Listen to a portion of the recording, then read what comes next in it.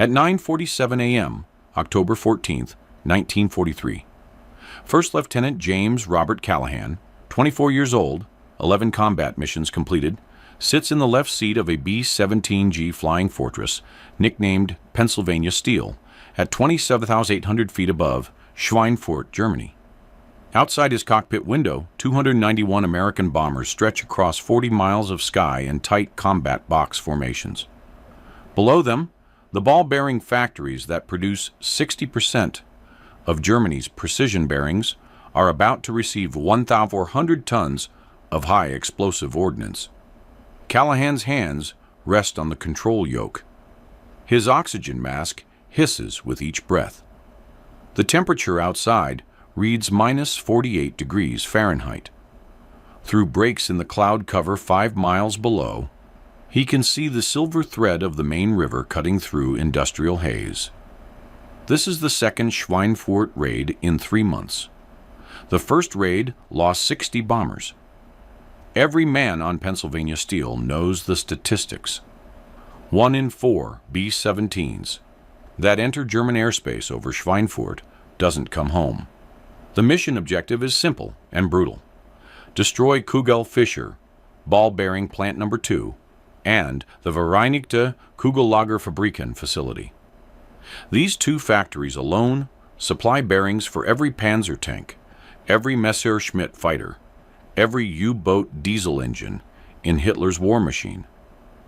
Without these bearings, the German military grinds to a halt within months. Callahan's co-pilot, First Lieutenant Marcus Antonio DeLucci, 23 years old, calls out the approach timing. IP in 4 minutes. Bombardier reports sight on primary target.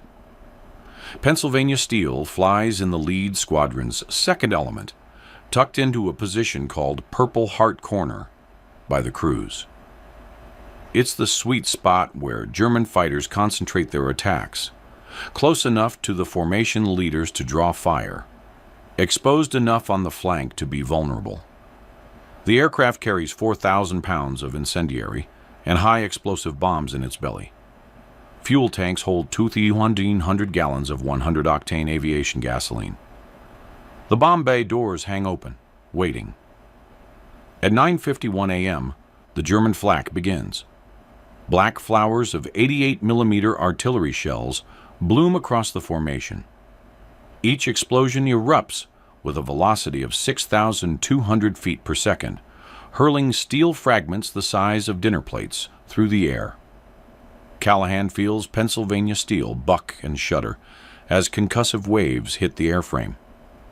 A shell detonates 40 feet off the right wing. Shrapnel punches through the aluminum skin with sounds like ball-peen hammers striking sheet metal. "Flak heavy," DeLucci reports, his voice steady despite the hammering. 288 guns estimated on the ground. The bombardier, Second Lieutenant William Francis Hendricks, 25 years old, lies prone in the nose section with his eye pressed to the Norden bomb site. "Steady, steady. Bomb run. Active. Don't deviate." Callahan holds Pennsylvania Steel level, despite every instinct screaming to dive, to climb, to break formation. Breaking formation means isolation. Isolation means death. The statistics prove it.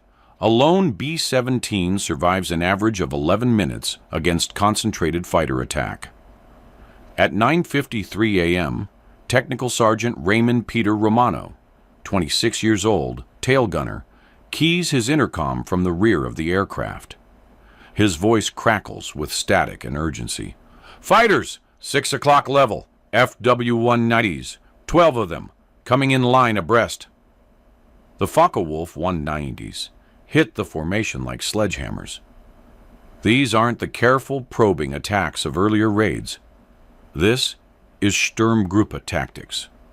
Heavily armored fighters pressing attacks to point-blank range, accepting casualties to guarantee kills. Each FW-190 carries 4 20mm cannons and 2 13mm machine guns. At convergence range of 200 yards, they unleash a combined weight of fire that can saw a bomber in half. Callahan watches a B-17 called Dixie Demon, 3 positions ahead, take a fighter attack through the cockpit. The entire nose section disintegrates in a spray of aluminum and glass. The bomber rolls inverted and begins the long death spiral toward Earth, trailing debris and human bodies. "Steady," Hendricks calls from the nose. 30 seconds to release. The formation tightens. Bomb bay doors gape open on 291 bombers. The FW-190s wheel and come again, this time in a head-on attack, the most dangerous geometry for both hunter and prey. Closure rate, 550 miles per hour. Time in the killing zone, 3 seconds. Pennsylvania Steel's top turret gunner, Staff Sergeant Donald James Pritchard, 24 years old, opens fire with his twin 50 caliber machine guns. The weapons hammer out 750 rounds per minute each, filling the aircraft with cordite smoke and the smell of hot metal. Spent brass cartridges cascade down through the fuselage, bouncing off bulkheads and crew members' boots. At 9:54 a.m., the bombs release. Callahan feels Pennsylvania Steel leap upward as 4,000 pounds drop free. Below, Schweinfurt begins to die. The formation banks left, beginning the long turn toward home, 300 miles of hostile airspace, every mile contested. That's when it happens. At 9:56 a.m., an FW-190, piloted by Oberleutnant Klaus Becker of Jagdgeschwader 1, executes a diving attack from 7 o'clock high, the blind spot where Pennsylvania Steel's defensive guns can't track. Becker's fighter carries a pair of 21-centimeter Werfer granate rockets under the wings, weapons designed specifically to break up bomber formations by creating air bursts of shrapnel. He fires both rockets from 100 yards. The first rocket misses, detonating 60 feet above Pennsylvania Steel in a black cloud of fragmentation. The second rocket does not miss. It strikes the horizontal stabilizer at the base of the tail section with the force of 90 pounds of high explosive. The explosion severs the entire tail assembly. Pennsylvania Steel's tail section, containing the tail gunner position, the vertical stabilizer, the horizontal stabilizers, the rudder, and the elevators, separates from the aircraft. It tumbles away through the sky in 3 major pieces. Technical Sergeant Raymond Romano dies instantly, his position obliterated by the rocket's direct impact. First Lieutenant James Callahan, at 9:57 a.m., suddenly controls an aircraft that should not be capable of controlled flight. The control yoke goes neutral in Callahan's hands. No resistance, no feedback. Pennsylvania Steel's nose drops 15 degrees, and the aircraft begins a slow, sickening roll to the right. "What happened?" DeLucci shouts, fighting his own control yoke. "I've got nothing. No elevator authority. No rudder." Through the cockpit window, Callahan watches the formation sliding away as Pennsylvania Steel falls out of position. Without the tail section, the aircraft has no pitch control and no directional stability. The control surfaces that allow a pilot to climb, descend, or turn no longer exist. They're tumbling through the sky 27,000 feet above Nazi Germany, in an aircraft that violates every principle of aerodynamic stability. The physics are absolute. A conventional aircraft cannot maintain controlled flight without horizontal and vertical stabilizers. The tail section provides the counterbalancing force that keeps the nose from pitching down under the weight of the engines. It provides the weather vane effect that keeps the aircraft pointed in the direction of travel. Without these surfaces, Pennsylvania Steel should enter an unrecoverable spin within 30 seconds, but it doesn't. The aircraft wallows through the air, nose heavy and yawing 20 degrees right, but it doesn't spin. The 4 right R-1820 Cyclone engines, each producing 1,200 horsepower, continue their steady thunder. The wings, intact and generating lift, keep Pennsylvania Steel airborne despite the massive structural failure. Staff Sergeant Eugene Lawrence Mitchell, 23 years old, the flight engineer positioned behind the pilots, unbuckles and moves to the cockpit to assess damage. He looks aft through the fuselage and sees daylight where the tail should be. The entire rear section terminates in a jagged wound of torn aluminum, exposed stringers, and severed control cables whipping in the 180-mile-per-hour slipstream. "Tail's gone," Mitchell reports, his voice flat with shock. "Complete separation. Romano's position is just gone." The intercom erupts with voices. Second Lieutenant William Hendricks from the nose. "What's our status? Are we staying with the formation?" Staff Sergeant Donald Pritchard from the top turret. "We're falling back. Fighters are circling." Staff Sergeant Robert Vincent Castellano, 25 years old, ball turret gunner, his voice tight with fear from his position in the belly turret. "Get me out of here. If we bail, I'm trapped." Technical Sergeant Michael Patrick O'Brien, 24 years old, radio operator. "I'm getting no response from Romano. Raymond, do you read?" Callahan keys the intercom override. "Romano's gone. Tail section is gone. Everyone else check in by position." The roll call comes. Hendricks, Bombardier, nose section, here. Second Lieutenant Thomas Edward Sullivan, 23 years old, navigator, here. Do we have any directional control at all? Pritchard, top turret, here. Castellano, ball turret, here, but I need out of this turret now. O'Brien, radio operator, here. Mitchell, flight engineer, here. Staff Sergeant Charles Henry Brennan, 26 years old, right waist gunner, here. Staff Sergeant David Paul Rutkowski, 24 years old, left waist gunner, here. DeLucci, here. 9 men accounted for, 1 dead. Pennsylvania Steel carries 8 souls through hostile sky in an aircraft missing its entire tail assembly. The immediate problem crystallizes. They cannot maintain formation altitude. Without elevator control, Callahan cannot arrest the slow descent. Pennsylvania Steel drops through 27,000 feet, then 26,500, falling at approximately 300 feet per minute. The formation continues climbing away, pulling toward 28,000 feet for the journey home. "We're alone," DeLucci states. "Fighters will be all over us in 2 minutes." If you want to see how Callahan's crew kept Pennsylvania Steel flying without a tail, please hit that like button. It helps us share more forgotten stories. Subscribe if you haven't already. Back to Callahan. The engineering problem is unprecedented. A B-17 maintains pitch stability through its horizontal stabilizers, the wing-like surfaces at the tail that counteract the nose-heavy tendency caused by the engines mounted forward of the center of gravity. Without those stabilizers, the aircraft should pitch nose down into an accelerating dive. But Pennsylvania Steel isn't diving. It's descending in a controlled, if unstable, descent. Mitchell, the flight engineer, sees it first. "Trim tabs," he says. The elevator trim tabs were set for level flight.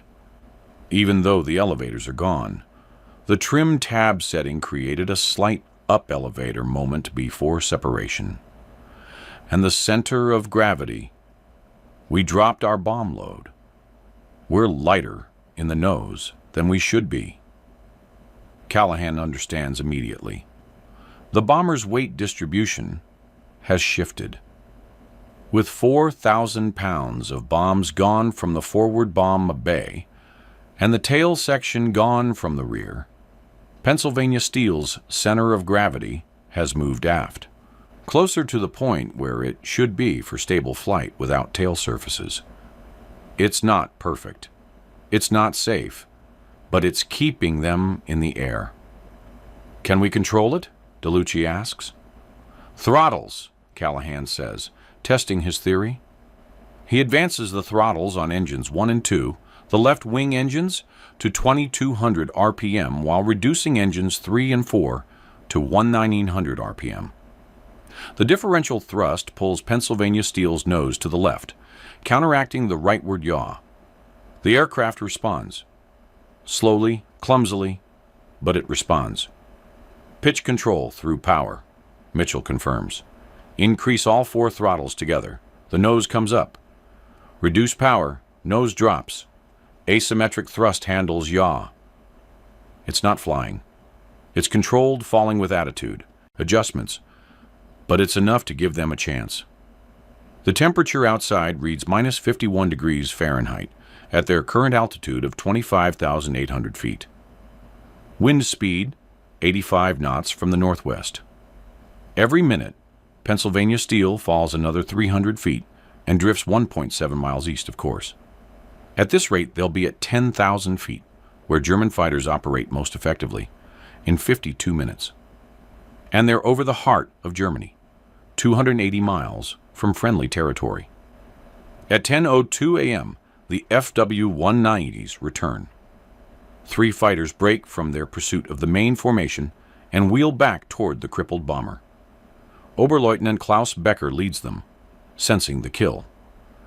A lone B-17, damaged and falling behind, represents a propaganda victory.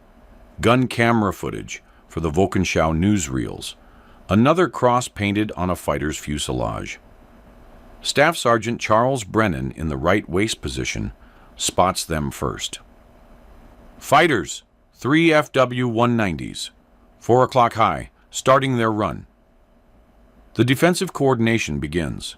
Without the tail guns, Pennsylvania Steel has lost 25% of its defensive firepower and its entire rear coverage. The remaining gunners must compensate.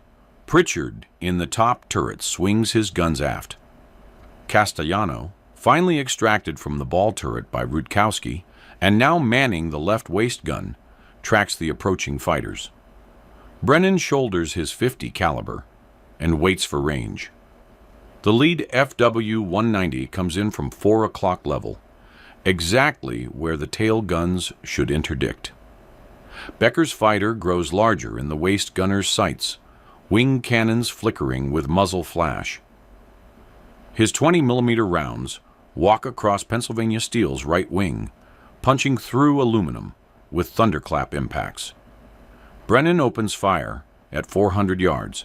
His tracers arc across the sky, arcing behind the fighter.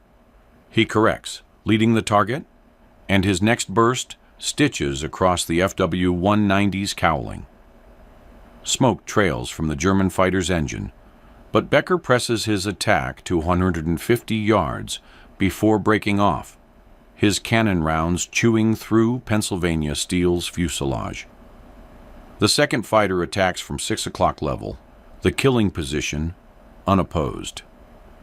His rounds hammer into the aircraft's center section. The radio equipment explodes in a shower of sparks and vacuum tubes. A 20mm shell penetrates the fuselage 3 feet behind O'Brien's position, blowing a hole the size of a basketball through both sides of the aircraft. The slipstream screams through the openings, temperature inside the fuselage plummeting. The third fighter overshoots, his attack angle misjudged. Pennsylvania Steel shudders under the assault, but continues flying. Hydraulic fluid streams from perforated lines. The number 3 engine begins running rough, its RPM fluctuating. A fire warning light flickers on the instrument panel. Number 4 engine. Engine 4 fire, DeLucci calls, activating extinguisher. He pulls the fire suppression T-handle. CO2 floods the engine nacelle. The fire warnings. Light stays illuminated for 7 seconds, then extinguishes. But the engine is finished. Callahan feathers the propeller, reducing it to flat pitch to minimize drag. They're down to 3 engines. Pennsylvania Steel descends through 24,000 feet. At 10:08 a.m., Callahan establishes the reality for his crew. We cannot make England. We probably cannot make Allied lines.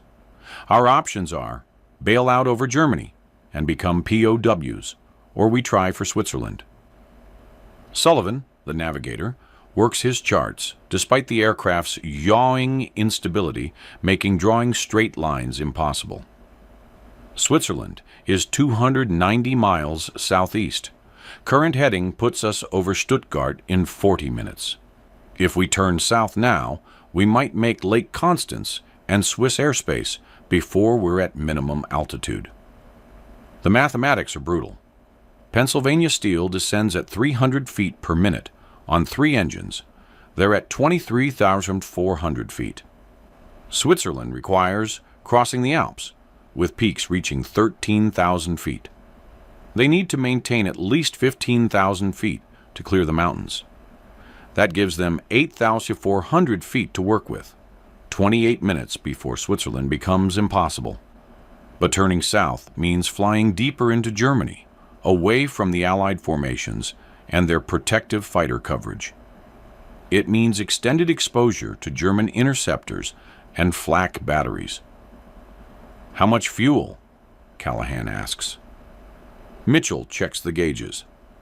1,200 gallons remaining, but we're burning fuel 30% faster than cruise rate because we're using throttle for control. I estimate 90 minutes of flight time. 90 minutes. Switzerland is 110 minutes away at their current speed and descent rate. Callahan makes the decision. We go for Switzerland. Throttle back to maximum economy cruise. Mitchell, transfer all fuel to the outboard tanks.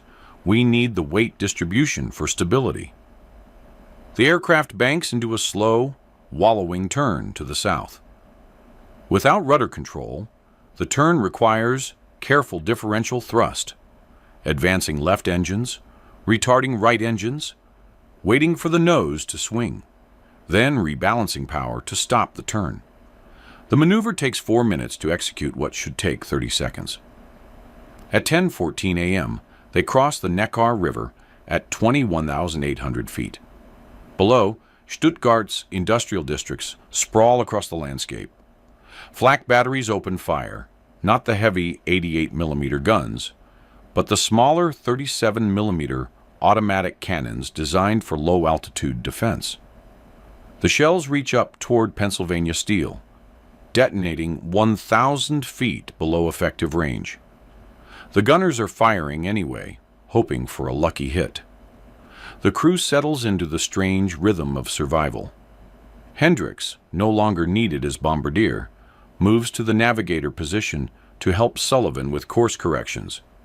Pritchard maintains watch from the top turret, scanning for fighters. The waist gunners, Castellano, Brennan, and Rutkowski, rotate between guns and damage control, using walk-around oxygen bottles to move through the fuselage. O'Brien attempts to restore radio function.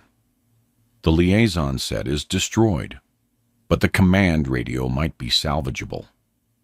He works with frozen fingers, splicing wires by feel through heavy gloves, knowing that communication with Allied forces could mean the difference between internment in Switzerland and a funeral in Germany. At 10:27 a.m., Pennsylvania Steel descends through 18,500 feet over the Swabian Jura Highlands. The terrain below rises to meet them, forested ridges at 3,000 feet elevation, reducing their effective altitude advantage. Visibility extends to 40 miles in the crystal air. To the south, the Alps are visible as a white wall across the horizon.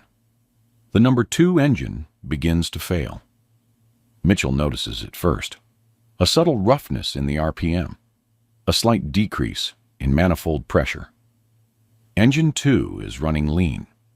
Might be fuel flow issue, might be battle damage to the fuel lines. They cannot afford to lose another engine.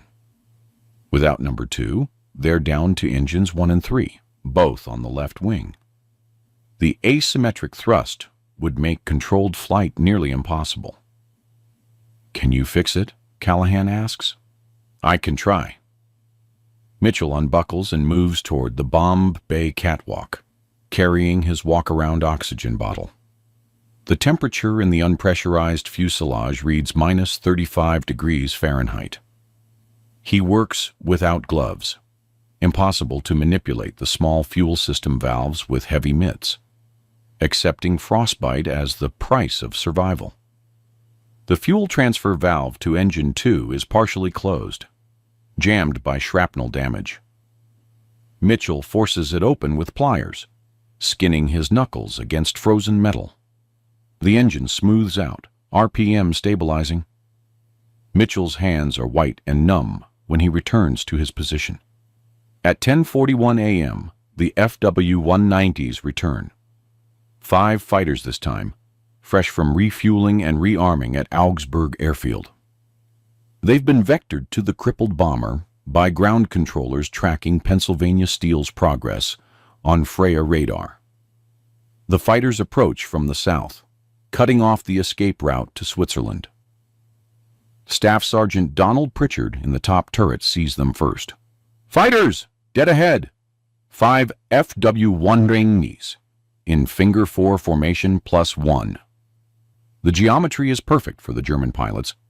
Pennsylvania Steel wallows toward them at 165 miles per hour, unable to maneuver effectively, bleeding altitude through 16 down 200 feet. The fighters split, 3 climbing to attack from above, 2 setting up for a head-on pass. Hendricks, positioned in the nose, shoulders the single 50 caliber machine gun in the nose socket. This is the most vulnerable position on a B-17. No armor, no protection, just plexiglass and aluminum between the bombardier and cannon shells traveling 2,800 feet per second. The 2 FW-190s bore in from 12 o'clock level, closure rate 510 miles per hour. Hendricks opens fire at 800 yards, his tracers reaching across the sky. The German pilots don't flinch. Their cannons spark at 600 yards. The universe becomes violence. 20 millimeter. Shells rip through Pennsylvania Steel's nose section. The plexiglass disintegrates. Instrument panels explode. A shell passes through the cockpit between Callahan and DeLucci, missing both pilots by 18 inches, and detonates against the armor plate behind the seats. Shrapnel peppers the cabin. Hendricks fires continuously, the 50 caliber hammering against his shoulder. 1 FW-190 breaks, left trailing smoke.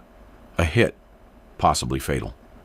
The second fighter pulls up 50 feet above Pennsylvania Steel's cockpit, so close Callahan can see the pilot's face. Then the fighter is gone, flashing past at 500 miles per hour.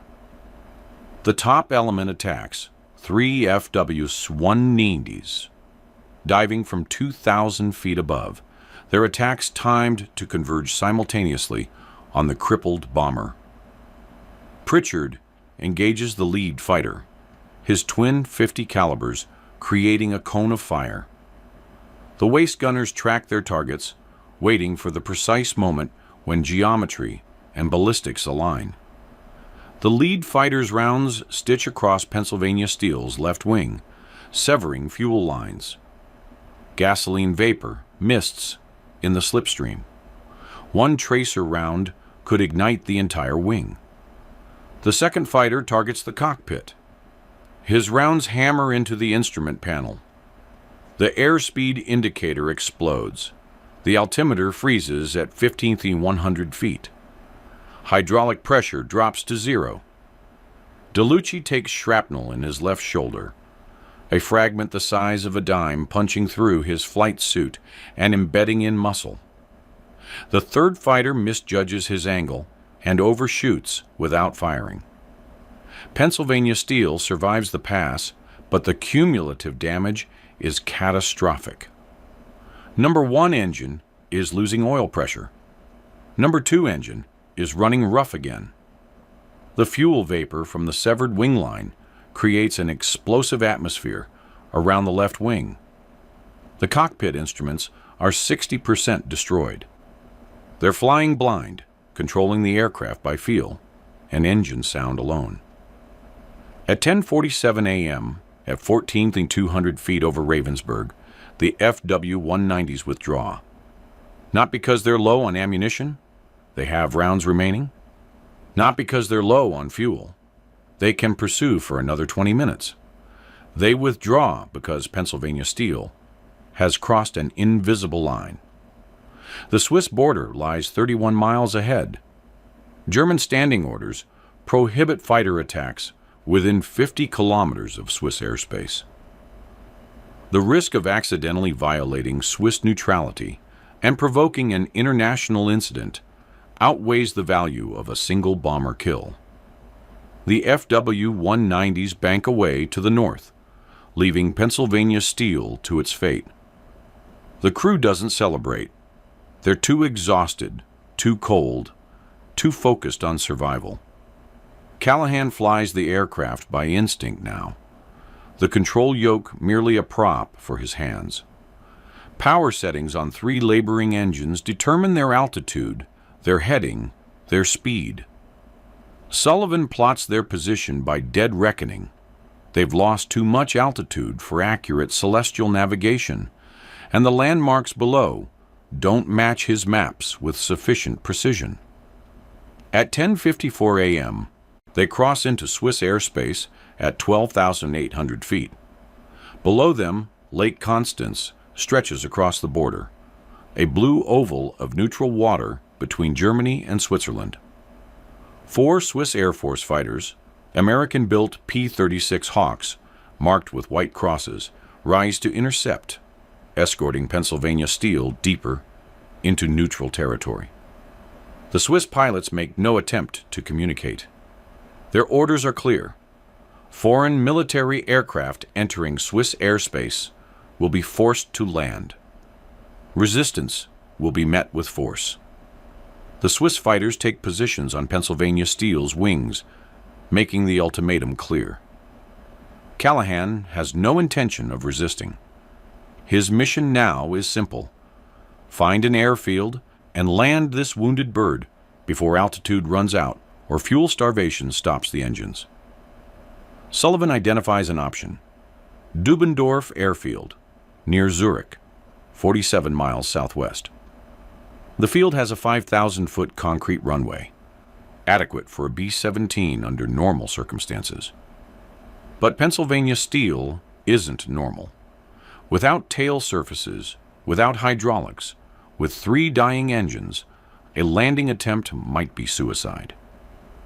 The alternative is ordering his crew to bail out, letting them parachute into Swiss custody while Callahan rides Pennsylvania Steel down alone. He doesn't consider it seriously. "We're landing at Dubendorf," Callahan announces on intercom. "Everyone to crash positions. Bombardier and navigator to the radio room. Gunners secure equipment and brace." At 11:08 a.m., Pennsylvania Steel begins its final approach. Dubendorf Airfield appears below at 11:14 a.m., a rectangular expanse of concrete and grass surrounded by Swiss Army positions. The control tower signals with a green flare, "Permission to land granted." Swiss emergency crews stand by with foam trucks and ambulances.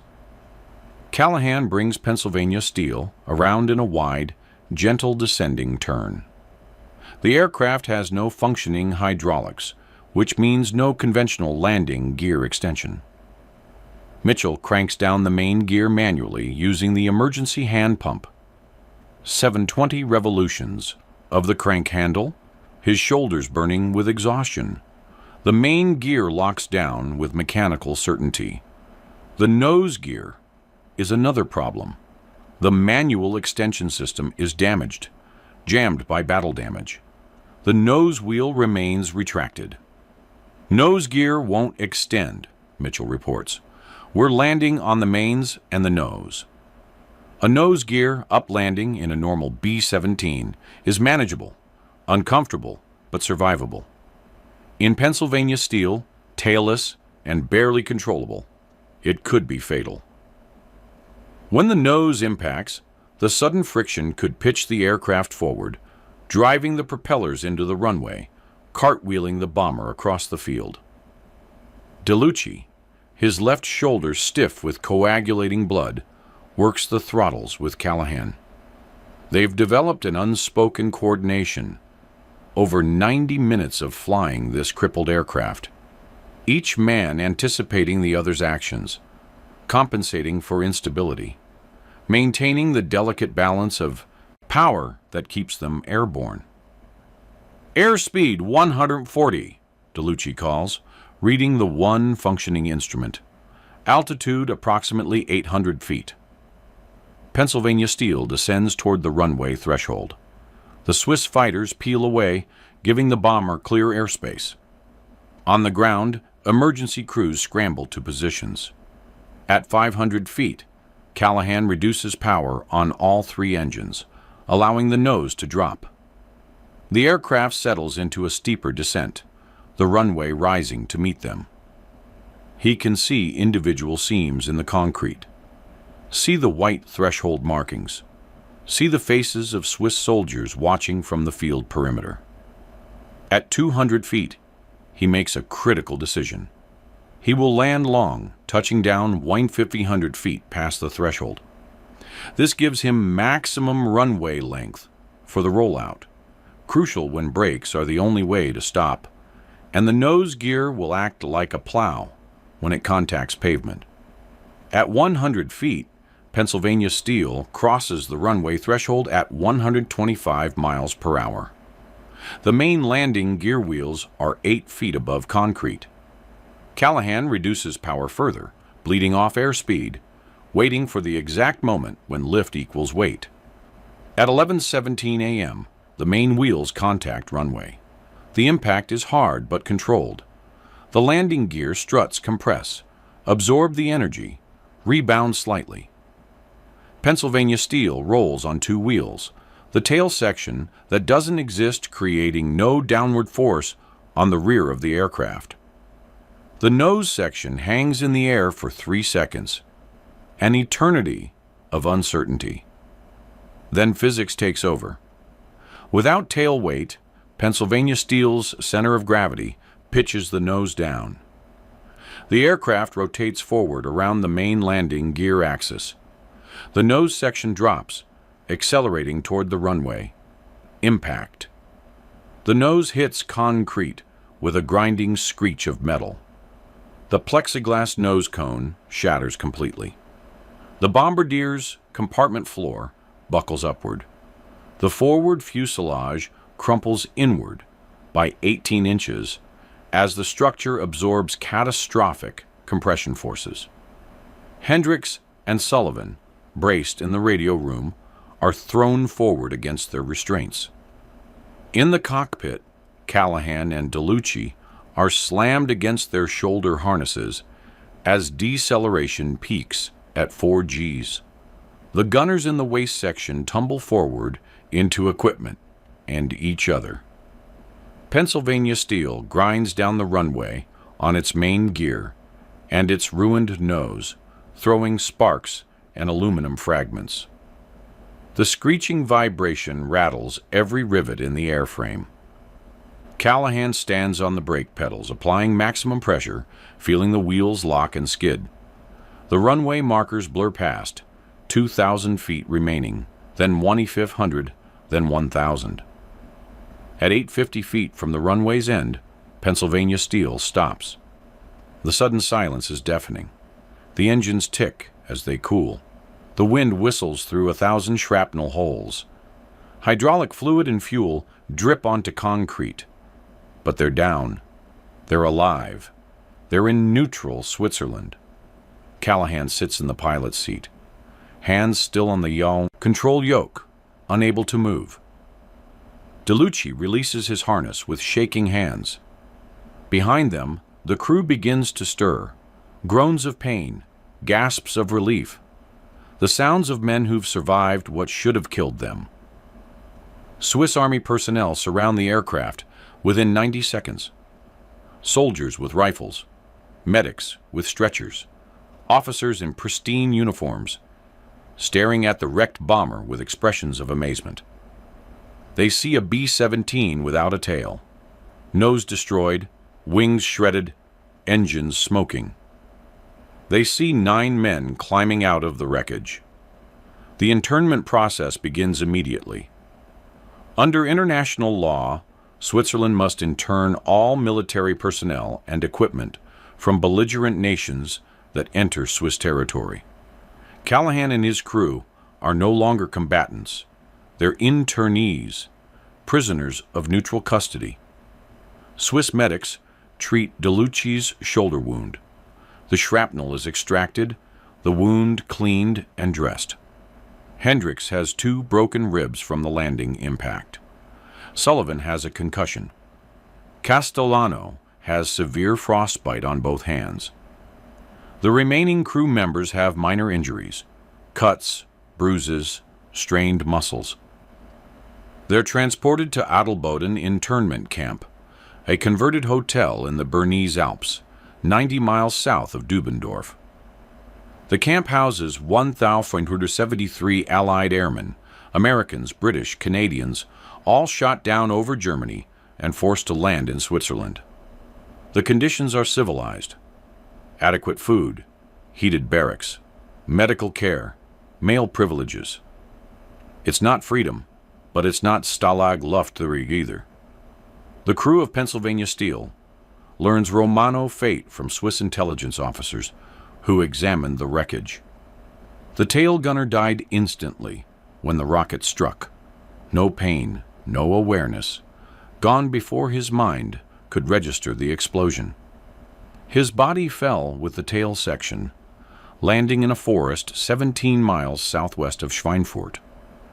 German Wehrmacht units recovered the remains and buried them in the Schweinfurt military cemetery. Weeks pass. October becomes November, becomes December. Snow blankets the Alps. The crew settles into internment routine. Morning roll call, afternoon recreation, evening lectures from other internees about escape techniques and Allied progress in Italy. Some internees attempt escape, tunneling, forged papers, Swiss civilian cooperation. Some succeed, most don't. Callahan doesn't attempt escape. His shoulder wound, though superficial, damaged nerves that control fine motor function in his left hand. He can grip, but he cannot feel. This ends his career as a combat pilot. He knows it. DeLucci knows it. The crew knows it. They wait. On May 8, 1945, Germany surrenders. The war in Europe ends. Adelboden internment camp erupts in celebration. Men weeping, cheering, singing, getting drunk on Swiss wine purchased from sympathetic guards. But surrender doesn't mean release. Switzerland maintains internment until formal repatriation agreements are signed. On June 22, 1945, 8 months after landing Pennsylvania, Steele, Callahan, and his crew board a train at Adelboden Station. The train travels north through Switzerland to Basel, then into France, then to Le Havre on the Channel coast. At Le Havre, they board a Liberty ship, USS Rockingham Victory, packed with 2,800 American soldiers, airmen, and sailors returning home. The ship reaches New York Harbor on July 4, 1945. Independence Day. The crew of Pennsylvania Steel stands at the rail watching the Statue of Liberty emerge from morning haze, watching the Manhattan skyline grow distinct, watching their country welcome them home. James Callahan returns to Altoona, Pennsylvania, to his wife Margaret and his 2-year-old daughter Sarah, whom he hasn't seen in 18 months. The Army Air Forces promotes him to captain and awards him the Distinguished Flying Cross for extraordinary achievement, keeping a catastrophically damaged aircraft flying for 90 minutes and saving 8 lives. He never flies again. The nerve damage in his left hand disqualifies him from pilot certification. He takes a position with Pennsylvania Railroad as a logistics coordinator, planning freight routes and managing equipment distribution. It's quiet work, groundwork, but it suits him. He's had enough of altitude.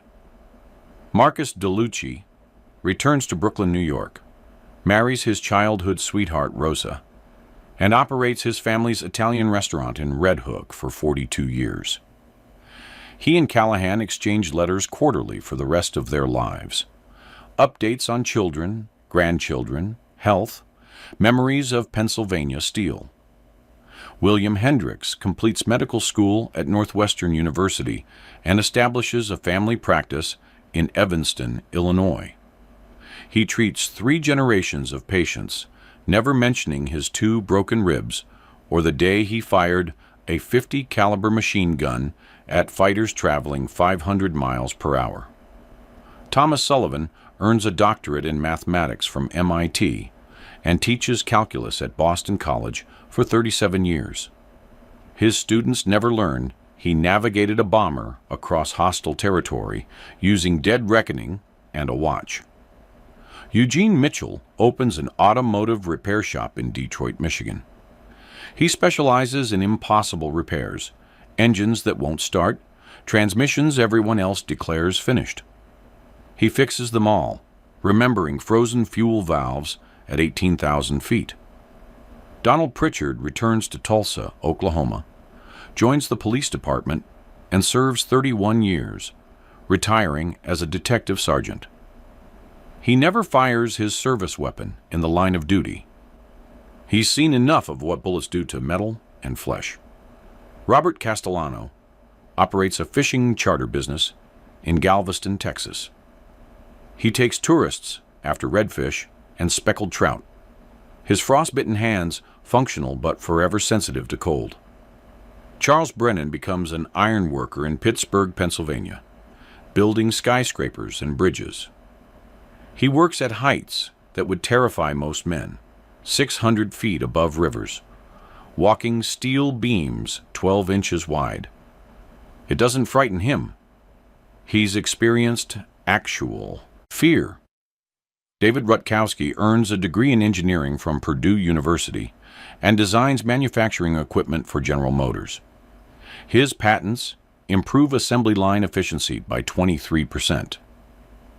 He applies the same problem-solving he used at 15,000 feet over Germany.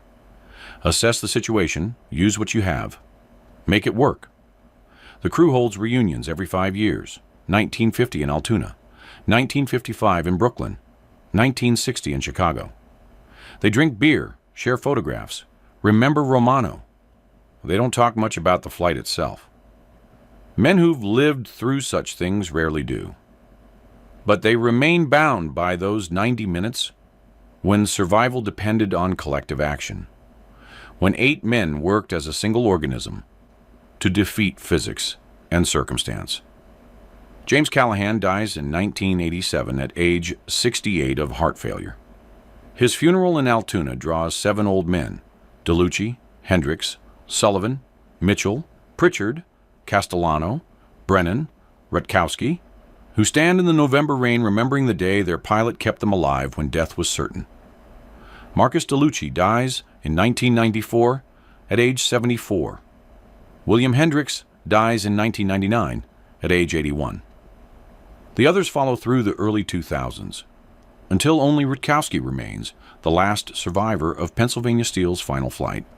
He dies in 2011 at age 90, the last man who can testify to what happened on October 14, 1943.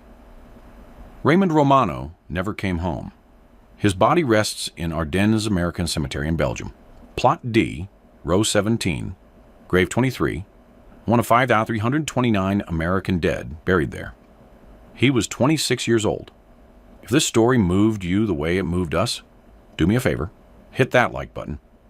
Every single like tells YouTube to show this story to more people. Hit subscribe and turn on notifications. We're rescuing forgotten stories from dusty archives every single day. Stories about ordinary men facing impossible situations with nothing but improvisation and courage. Real people, real heroism. Drop a comment right now and tell us where you're watching from. Are you watching from the United States, United Kingdom, Canada, Australia? Our community stretches across the entire world. You're not just a viewer. You're part of keeping these memories alive. Tell us your location.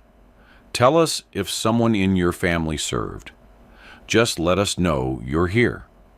Thank you for watching, and thank you for making sure First Lieutenant James Robert Callahan and the crew of Pennsylvania Steel don't disappear into silence. Raymond Peter Romano died instantly when a rocket struck his position at 7,800 feet over Schweinfurt. He was 26 years old. He never came home. But the 8 men who survived carried his memory forward for 90 minutes over Nazi Germany, for 8 months in a Swiss internment camp, and for decades afterward in Altoona, Brooklyn, Chicago, Detroit, Tulsa, Galveston, Pittsburgh, and Indiana. And now through this story, his name lives on. These men deserve to be remembered, and you're helping make that happen.